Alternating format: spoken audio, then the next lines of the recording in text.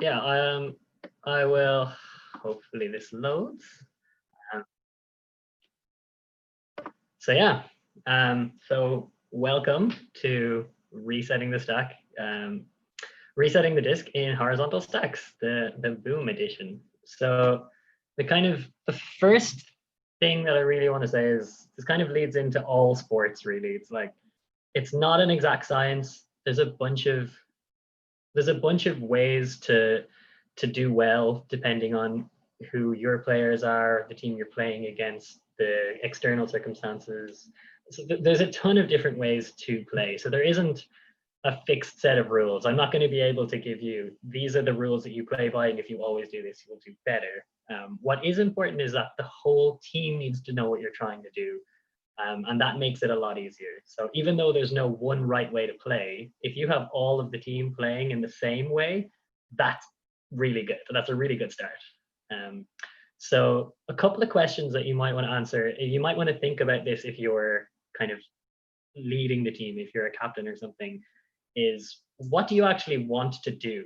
Like everyone wants to score. How do you want to score? So if you want strike cuts to come from the middle of the field, if you want strike cuts to come from when you're on the sideline, if you want strike cuts to come from when you have somebody in a power position, and a bunch of those other type of questions, which is things that you're going to want to answer for your own team. If you want to have a look at what to do when the disc is on the sideline. So this is specifically what we're looking at here, but also think about some teams, Sub-Zero does this really well, basically gets the disc to the sideline, and then that's when they look for their cutters cutting kind of up and down the field. So they kind of use the disc on the sideline as the time to look for their cutters upfield, and then they can reset it really late in the stall count. If you're a team that wants to move the disc really quickly, like Sockeye or something, then they essentially get the disc to the sideline, barely even look upfield, and then they get the disc back into the middle really quickly. You can also think about that in terms of other things, like if you have players on your team who aren't particularly comfortable at throwing break throws, then having them standing on the sideline for a long time is going to increase the pressure and the likelihood they have to throw a break throw under pressure. Whereas if you could catch the disc on the sideline and throw it straight back almost immediately, you can reduce that amount of pressure. So that's again thinking of what type of throws you want to prioritize. So I'll start off when the disc is in the middle. So these are kind of loose positions. I have the kind of darker circles on offense and the red circles on defense. Typically, that's kind of a setup that you might see in a horizontal setup. You have the open side handler down here, kind of back from the disc, so they're not taking up this space. And they can kind of go either side. You might have the break side handler giving out a little bit of space there, so there's some sort of a break channel, and then kind of the main people doing the work often are going to be either these two cutters or these two cutters here, depending on what system you're running. So this is kind of a typical offensive system. There's a couple of other things that you can think about if you're a captain of a team that runs a horizontal system, because it's really common. It means that there's also really common ways of defending it. So things like this person, the like far side cutter defender, will probably poach a little bit, probably won't mark very tightly. Whereas it's really hard to defend from these positions. So these will probably mark really, really tight. And knowing that can help you in kind of things that you're going to do and ways that you want to play as an offense. Are there any questions on here? I know I go through these things pretty quickly, so I might try and hold on a couple of these slides and just, if there's any questions, just shout.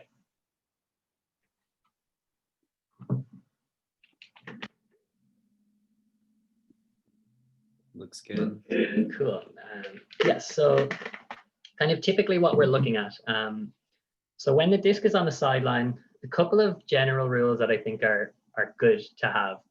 So this cutter that's right in front of the disc, that's actually a really, really hard place to defend from. So it's usually okay for this cutter to still be active, But what you don't want that activity to do is ending up really, really close to the disc here. This is where things get really, really dodgy down here, trying to get space here, and you're bringing another defender in here. So this cutter being active is still good. You can also do it with these kind of two cutters, can be active in a pair. But what you don't want to happen is to be active really, really close to the disc. Being active a little bit further away is still totally fine. What most people, teams are going to want is the kind of primary dump, I'll call them, the person who's closest to the disc here, and the handler that's closest to the disc here, being the first look for when you want to dump the disc, and quite often trying to look for it upline. That you don't have to do that, but that's a lot of what people will want to run, because then you'll have the disc with the handler going up the field with momentum, and they can kind of throw hooks from here. It's usually quite an easy thing to time off. One thing that I'd like to try and focus on, especially for the purposes of this presentation, because I feel like most people will know this setup, is what these players are doing. Because these players in horizontal specifically can also be your best weapons. So you have your far side handler, the kind of third handler over, and your far side cutter. So a lot of the time, your far side cutter is going to be not marked very tightly, because if you look at how many players are between them and the disc here and how long it would take a disc to get over there, it's a really, really hard throw to throw for, and it's much more likely that the disc is going to go straight up the line. So this defender is probably going to be much closer to the center of the field than marking these tight. You'll also probably get a little bit of a little slack on this defender, but it's not really a given, so kind of depends on who's playing. But these players and these spacings are, I think, things that you should really be aware of. It's really, really common, and you'll see this in a load of games that you watch footage of. It's really common for these far players to drift in, to want to help and to want to get closer to the disc. Really important to try and keep that width. The benefit of having a horizontal stack is that you have loads of space upfield, but you also have a bunch of lanes created this way. And you lose those lanes if you start drifting into the middle of the field. You don't want to do that. You bring defenders closer. It's congested space is not something that's good for an offense to run in general. So that will end up, we'll kind of bring on a couple of plays on how to use this, but I think the general setup here is still pretty important. The far side wings stay pretty wide, push a little bit upfield. And again, the far side cutters stay pretty wide, stay level with the cutters. Cool. So we bring into my kind of main talking point, my four tips for doing this. So engage early, you hear kind of all the time. If you have the disc on a sideline, you probably don't want to start looking dump beyond stall 5. You want to start looking pretty early. A rule we used to have with the Irish teams was 2-4-2. It's kind of, if you split the field up into thirds, you would try to engage your dump at 2 on either side and 4 in the middle. Just kind of some sort of a general rule that keeps your team on board can be pretty handy. Like I said, it changes depending on what your team is trying to do, but engaging early and also engaging obviously, turning and facing the handler or facing the player you want to reset the disc to is going to be really useful too. It lets them know that they're engaged. It lets everybody else know that they're not looking upfield anymore. You can kind of start the focus on them. So engage early. The next one is kind of linking into what I was saying there. So pick and stick, and by that I mean pick the reset player that you want to throw to and try as best as possible to stick with them. So give them a couple of moves. They might be guarded and they might be defended really well for the first move, but then they'll get open on the second move, or maybe for the first 2 moves, and they might get open on the third move. Try to pick and stick with them as often as possible. It's a lot more common to have turnovers that happen from a person that's trying to reset the disc panicking, looking at 7 players across the field, or 7 different options, and then trying to throw it to somebody they don't have time to set up with. It's a lot easier to get resets off if you can stick to one player, have them move back and forth maybe, and find a spot where you can then throw them the disc.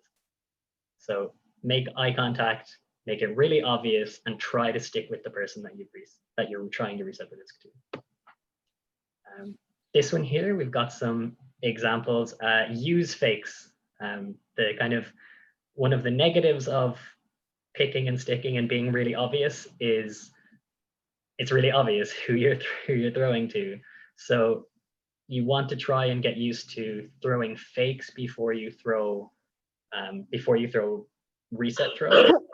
And a lot of the things that can help you as well is throwing fakes upfield to then throw the reset throw backwards. So to turn and face upfield for like a throw or for a pretend throw, and then turn around and throw a reset. And I have a video example of one of the Colombian players doing a really good job of that. But that turning upfield is a really useful skill to be able to turn back and get yourself a little bit more space to throw around throws.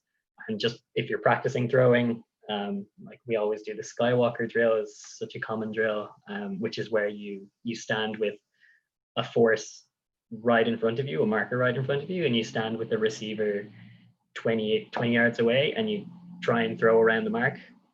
That is essentially what's happening here. There's a little bit more things happening, but if you can practice that drill and get good at that drill, this translates to here in kind of the most direct manner. Out of curiosity, yeah. Sorry. So I've never heard that called the Skywalker drill. Why is that? It's not super. I'm just curious. Yeah, it's called because it's about using the force. So it's about the mark and the force. So that's what we used to call the Skywalker drill, because it concentrates on the force.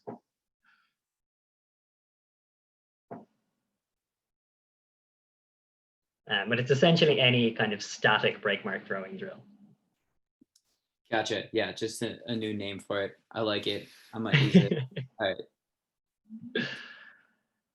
Yeah, so they're kind of the three main tips. The last one I have is a kind of a get out of jail card.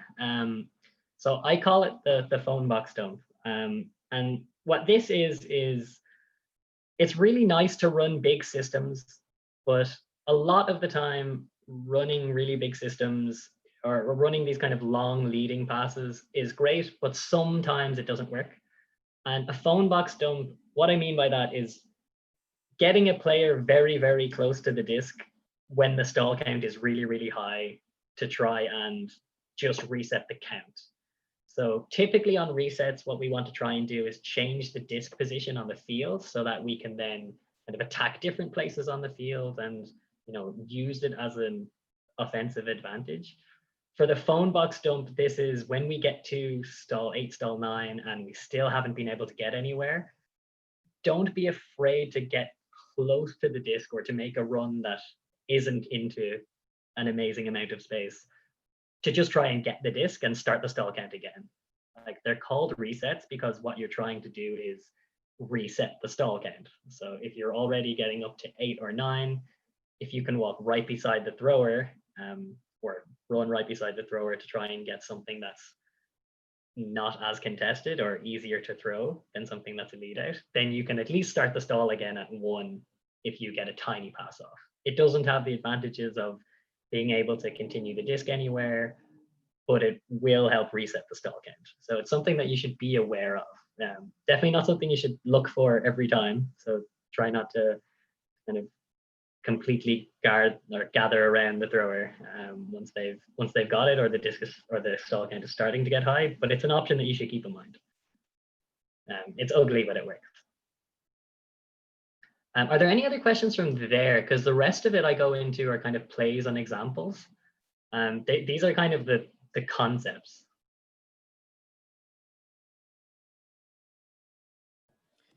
Yeah, with any of those break mark drills or the force Luke Skywalker, we tend to run into people cheating the drill, especially on defense, because they know where the throw's going. What do you have to disincentivize that? Yeah, so the best one I do for that is to actually get into as close to a reset drill as you can, is to have the dump guarded and let the dump move freely. So essentially what happens then is the focus on trying to break the mark completely statically gets lost a little bit, but what you're replacing it with is more game specific. So what you're replacing it with is throwing to moving players, and then being able to game is a lot harder then, because it's much harder to game forcing from a moving target. So I tried to mix it up with those a little bit. I tend to really not like static break force drills, but it's only because I'm not good at them. But for those kind of reasons as well, it's anything that can get past the marker can be useful, but if you're throwing really floaty throws or throws that take a really long time to get there, in a game where throwing a reset, it's not actually helpful.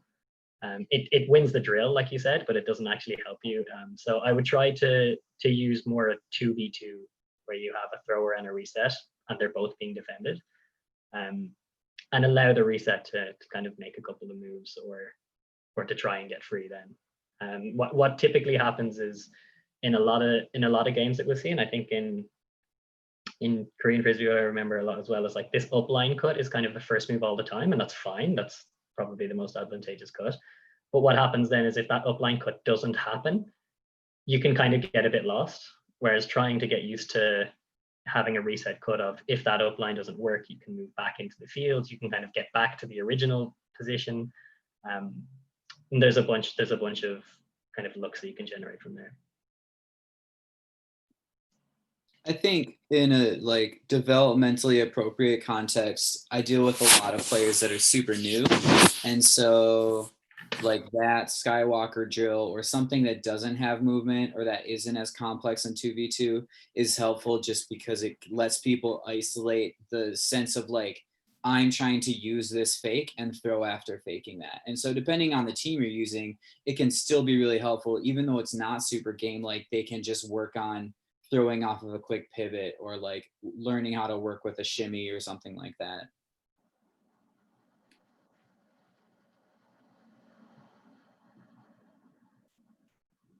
Yeah, and there's a cool thing to kind of add into that, like sometimes too, is that you can practice this solo throwing, like coming up with a specific move, right? Like I'm gonna fake a flick and immediately step around to a backhand. And that's just what I'm gonna do. You'll notice that even like at essentially all levels, people who are comfortable at throwing will have kind of go-to shimmies or go-to fakes, and you can practice those completely by yourself. Like it doesn't need to be a kind of a huge drill focus. That can just be down to getting really used to throwing a flick, but throwing a flick after shaking your shoulders or after looking like you're going to throw it back. Basically what Tanaka does every day. Yeah, for sure. Yeah. Yeah, like one of the best players in Ireland, the old school players for years, used to practice pivoting and faking, looking at himself in the mirror. Sounds a little weird, but he was really good, so I take it works.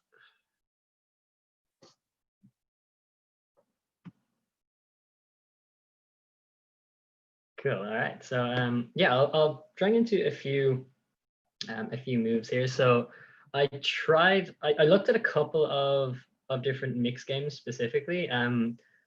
This World Games 2017 is just like, there's a couple of games that are filmed from this. The Canada, Australia is there. This is the final, USA, Colombia. But I basically didn't really need to look much further than this game to get a bunch of good examples. Who'd have thought all of the best players in the world playing together do really good things well. So yeah, this is I'm going to do a couple of examples, and pretty much all my good examples are from the World Games. So I'd really recommend just watching that game if you haven't, or even just watching it again, because it's great. So yeah, so what I want to get back to here is, remember I had talked previously about this far side handler, and especially using this far side cutter too. So here's an example of where this comes in. So we used to run this before when we ran horizontal last year, and we called this the hook. It doesn't matter what name you have for it, but essentially the concept is, when the disc gets moved into the middle, it can be quite hard to kind of swing it again then, because you have this player kind of taking up space, and you don't really want the far side handler to kind of get further back to go out of the way, because this defender can still stay here. It's not really much of a threat that you're taking away. So one of the moves that you might want to bake in, it's kind of a next step to having this reset, is having the far side handler cut across the field, and then looking for this far side cutter. So this cut across the field, again, if it doesn't get hit, the defender is probably following it. If it does get hit, you then end up with the disc a little bit ahead of where you've received it, for kind of no loss of position in any direction. So you're definitely, this is a good move just to look for anyway, but especially thinking of this as a clearing move, it's really good, because you then have this long avenue often to a player who isn't that closely guarded. And there's an example of this in the World Games now that actually doesn't happen. So when the, sorry, all these ads.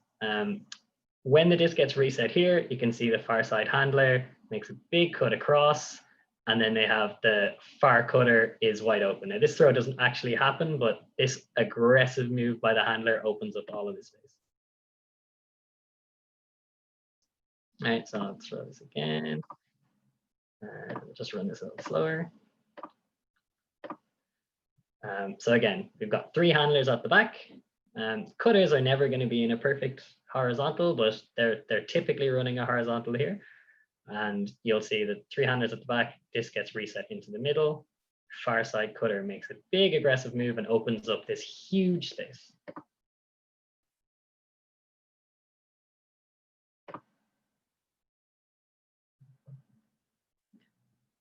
Comes into the middle, and as it gets into the middle, that handler cuts up, and there's a huge space backfield for this cutter coming in, maybe even for this cutter too. So this is another example of how to use the far side handler, say if that doesn't get off. So we tried to look for that reset backwards, didn't work. The handler cut up line, didn't work. Stall count's getting a little bit high. But the far side handler can help out with this. So this is when the far side handler starts moving in field. And I think a useful thing to try and think of it is to try and give an option where there's space. So if you have, quite often you're going to have the middle handler is going to cut up line, then the space is backwards. So you want to be able to kind of cut across and then make a hard move backwards, instead of just drifting here. There's a reason why I don't have kind of a straight line to back here. The cut should kind of be generally towards the disc, and then because your defender is still guessing, and then you make up your mind whether you're going to go kind of left or right. So again, that's kind of something that we're going to see a lot of the time. If your primary method of attacking is pushing that handler upfield and trying to get an upline, this is something that you might find yourself in a lot of the time. So we'll try and see an example here. So again, some of these examples aren't super clear, but we can see everything here. So we have disc here, primary handler, and then the secondary handler here. So it's not as clean as the diagram, but it never is. Looking at the primary handler makes this huge cut up line because there's a ton of space. And the secondary handler here recognizes, sees that there's a huge cut up line, and then immediately as that cut up line happens, cuts backwards into space here. And that's where we're providing 2 options now. The thrower is able to either have a look at this original handler up line or the secondary handler backwards. Play to real speed, handler up line, and as soon as that happens, secondary handler comes back, reset. So again, I'll try and get a slower version of that.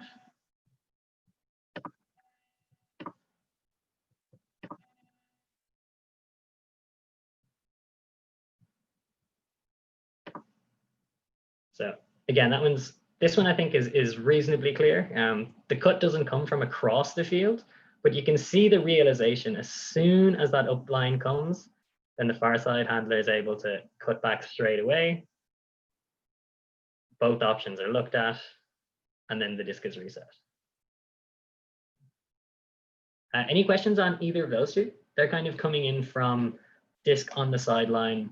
It's really how to operate when you're the far side handler, because it can feel like you're getting a bit lost out there sometimes. I kind of want to get across the fact that that's actually a really important position in a lot of offenses.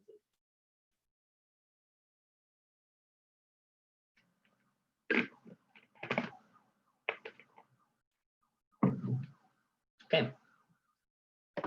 Cool. So this is my favorite example in all of them. So this is kind of combines the throwing up, the faking upfield with throwing and around reset.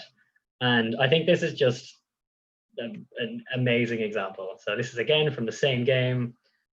Colombian player gets to this because there's a ton of space backfield, but you'll notice that they don't just throw it backfield. They make this big fake up line, and in the same movement, they continue kind of the fake motion continues from a flick to a backhand. This is just such a nice example of it. All right, so it's so easy. I'll play it again here in slow motion. I might play this a couple of times because I like it so much.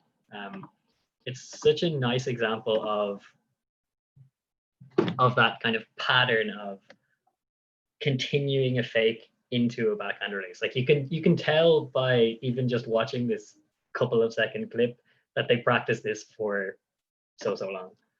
Like this is a rehearsed move here. So they give time upfield looking for their own cutters. So that first fake is probably a signal to their own cutters. Then this second fake, just to move enough to move the defender, and enough to move the defender just enough to make that throw a little bit easier and throw around.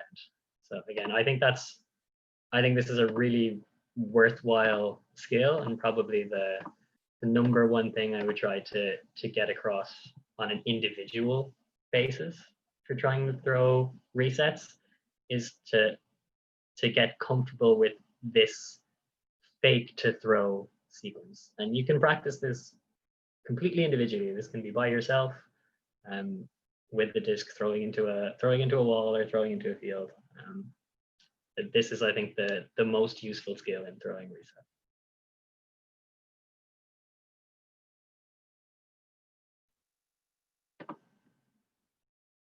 Cool. So I also here have a bad example here, and this bad example is coming from what I had spoken before about. Let's see if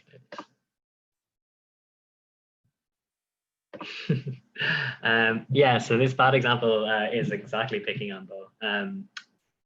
So you'll see here where I was talking about the cutter in front of the disc can still be active, but shouldn't come in too close. And here's a great example of where they come way too close and kind of disrupt the flow of the offense. So I'm gonna play this a couple of times slowly, but I want you to have a look at a couple of different things each time. So the first time, I want you to have a look at Kittredge here. So, oops.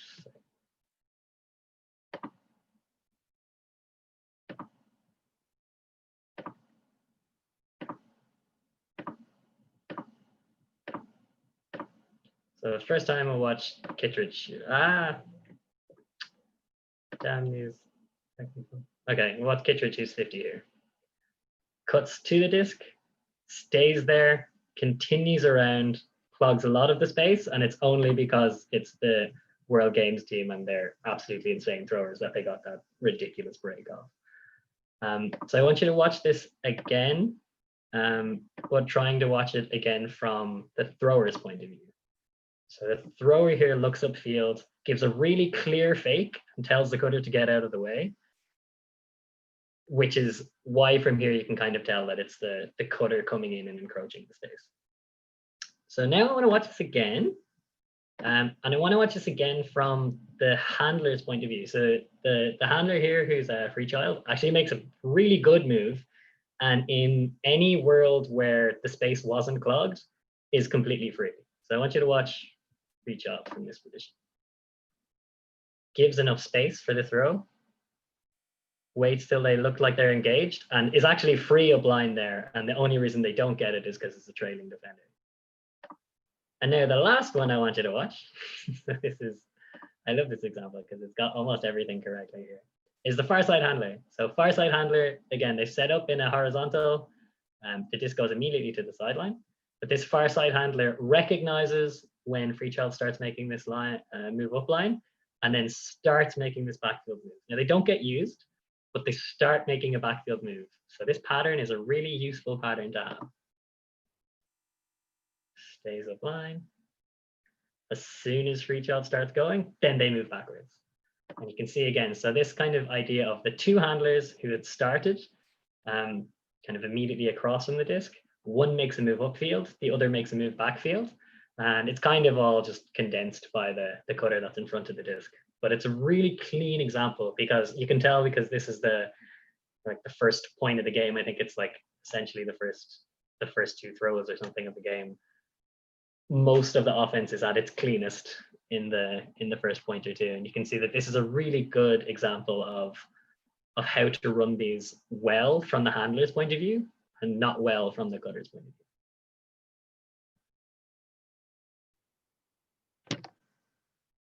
And the last one, I think I have one more example. So this one's a little more subtle, but this is the far side handler making a move when it's not really needed. And the far side handler kind of condensing the space and also being really predictable. So remember when I had talked about the far side handler making a move, I didn't just draw a straight line to the backfield. You kind of run generally towards the disc, and then to make a kind of a jab step in either direction is going to be the easiest way to get a defender guessing. And in here, the defender doesn't need to guess because it's completely telegraphed. So we have here two handlers. We've got two hats here in the handlers. So one makes a move backfield, and this third handler, who's the far side handler, makes an almost straight line cut across like the 49-yard line. And you can see the defender here doesn't have to do much. They can kind of see that they're coming. And because there's no fake, there's no move to try and make a cut, they end up kind of condensing the space and getting this far side handler comes across, and the D is gone because it's pretty easy to read. So I think what would have helped in this scenario,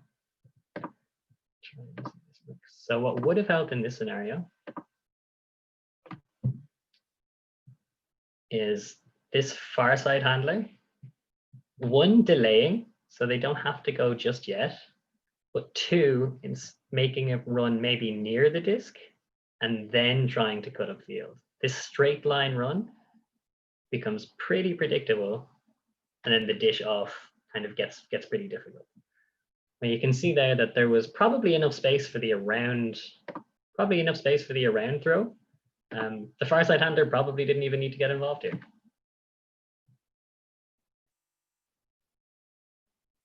So again, just one more look. Primary handler moves backwards, and it might just be a really good force. Maybe the thrower doesn't want to throw that. But that straight line move, they also kind of get a little bit hindered by the dumb mark there. But that is a kind of a decent example of trying to remember that if you cut at the disc and then try to make a jab step, it's going to be much harder for the defender to know where you're going. Whereas if you cut directly into a space like that, it then becomes much more of a focus, and it's much easier for your defender to get a beat on you. So that was essentially everything I had in terms of that presentation. I found this nice picture on the Facebook page. Are there any questions?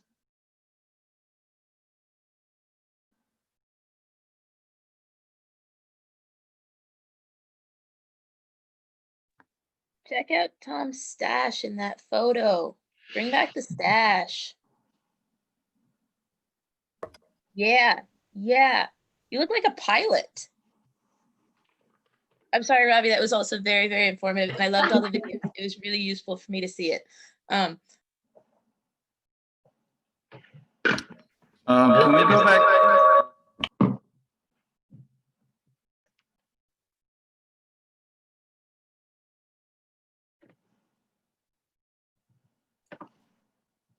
I guess I have a question, but it's kind of off topic. I really like your video examples, and I was wondering if you have any tips for like how to look for those kind of examples, because for myself, I often get caught up like watching the disc in where I can't see the players like actually playing out. So any tips for that? Tom's got something. Yeah, just watch games all the time and watch everyone but the disc. Like pick one player and just watch them the entire point. Even like they'll run off screen sometimes. But yeah, watch other players with the disc, because yeah, it's real easy to just tunnel vision that disc because we love thinking about how awesome we are. But sometimes you're not the person in control. Yeah, it's hard with some footage because a lot of the time that's how the camera works too. So the camera ends up just, if you don't get a place where the camera's far enough back, you kind of just see the disc and the three handlers, and then the disc gets passed upfield and you don't really see what the cutters and the defenders upfield are doing. But yeah, like that theory is brilliant. Like follow a player, follow a specific player and see what happens to them. And sometimes they'll be off screen, sometimes they won't be involved in the play. You can also kind of do that same idea as the thing I do quite a lot, where I do like a trace back from exactly that. So kind of skip up to a goal is scored and then go back and watch the point of the goal scorer or something like that. Can kind of help you just at least focus on a specific thing. Another one is because we were looking specifically here at kind of resets from a horizontal stack or whatever. So I was able to quickly go through an offense, and as soon as the pull was caught, if they're not in a horizontal, okay, next point. And then if they are in a horizontal, okay, just keep going until the disc is at the sideline. And then once it's at the sideline, then you can pause the video and you can kind of go through that. But instead of kind of watching a whole game first, kind of try to get an idea of, here's a specific thing I want to look at. And then you might get it. Can you go back to the second to last video real quick? Yes. Thanks, that was helpful.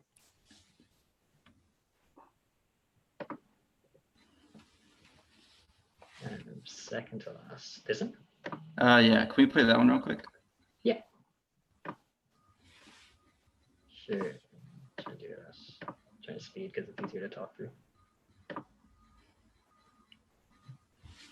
So I noticed in this video, one of the things that I like to do as the far side handler is kind of like while you're waiting for that middle handler to make your cut, this far side handler will actually close the space on their defender, which makes it harder for them to cut off any of these swing throws.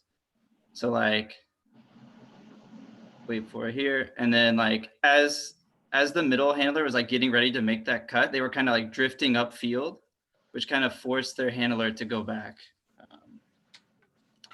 See, can I draw on the screen? Oh, I don't think you can from mine, but if you want to just talk it through, I can probably. So yeah, just play through it. Sure. So like here, that far side handler is like slowly pushing their defender back, which actually helps create a lot of space for you to kind of like run and attack at the disc. And I think a lot of people, when they do these cuts, they don't really push back their defender, which really helps create this open space. Because then in like the next video, can you go to the next one? When that far side handler makes that cut, he never pushes the defender back. The defender is flat-footed the whole time, which basically lets him go in any direction he needs to, which is why he can cut that off.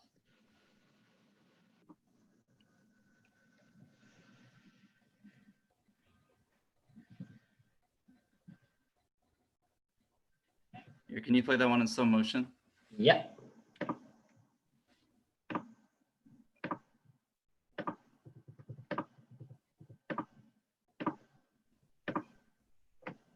Yeah, so we're looking, just gonna come into screen here for me. Yeah, so like pause like right there. So like here, he never closes that space with his defender, and his defender just has a very easy cutoff here. And I find it's always helpful if you at least like push your defender back onto their heels and threaten the deep throw, that it makes it a lot easier to get this open space underneath, because then they kind of have to guess when you close that space, okay, are they going to go deep or are they going to the disc? So that's something at least I've noticed when I've played. Yeah, absolutely. So, and anything that threatens and keeps a defender guessing, or even physically pushes them on their heels, you can see this kind of direct line, and it doesn't even start at a sprint. It kind of, I think I'm going to go this way, and then commits. But you can even see the deviation. Like they basically run along the 49-yard line and don't move at all. So yeah, like that idea of being able to threaten your defender and have them guessing. Yeah, so I guess So that's just kind of like a tip for if you ever struggle as like the far side handler, you should always be pushing your defender back if you think that you're getting to make that dump cut, because then you at least have them guessing, okay, are they going to go deep or are they going to go for the reset? That's all I have.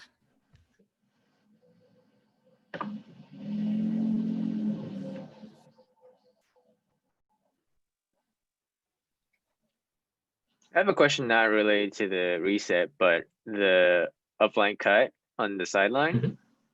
So that's like the one, at least in my mind, that I want to stop as a defender. But it's for me been very challenging, even though I'm like standing upline, like trying to stop that. I often get beat.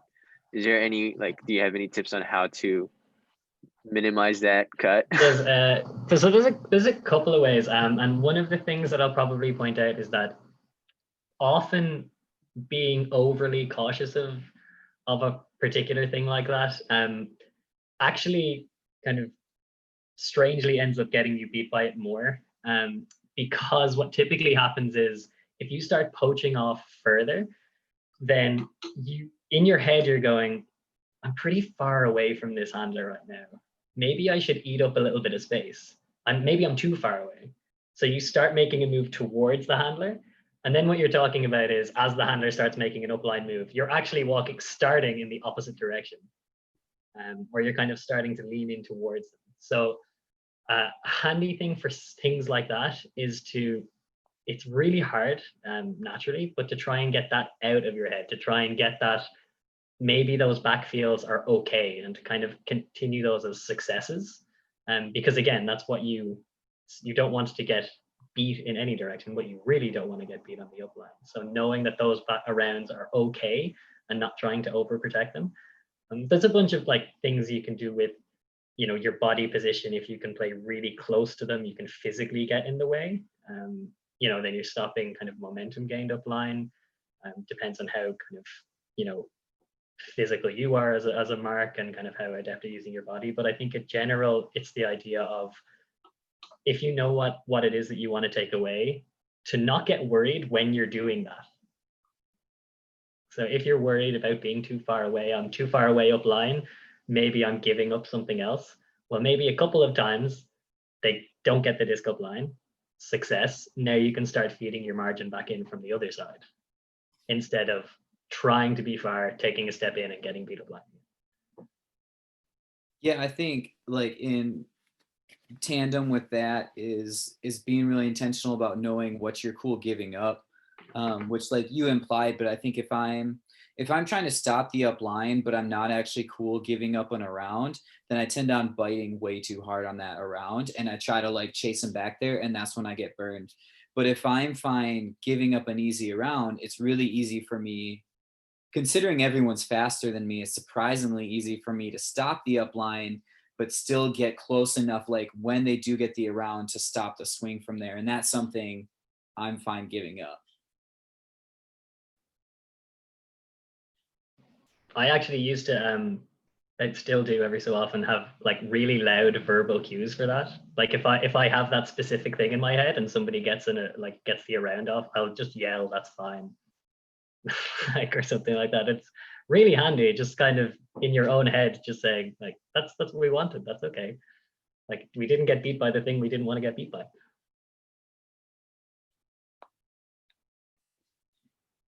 Nice, thanks. I like that.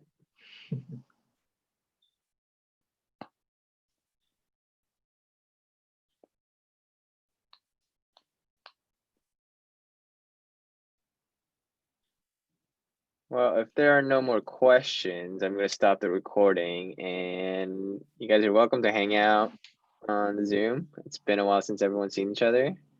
So that's cool. We got multiple continents represented, countries. But yeah, thank you, Robbie. This is awesome. Yeah, sweet. Thanks so much.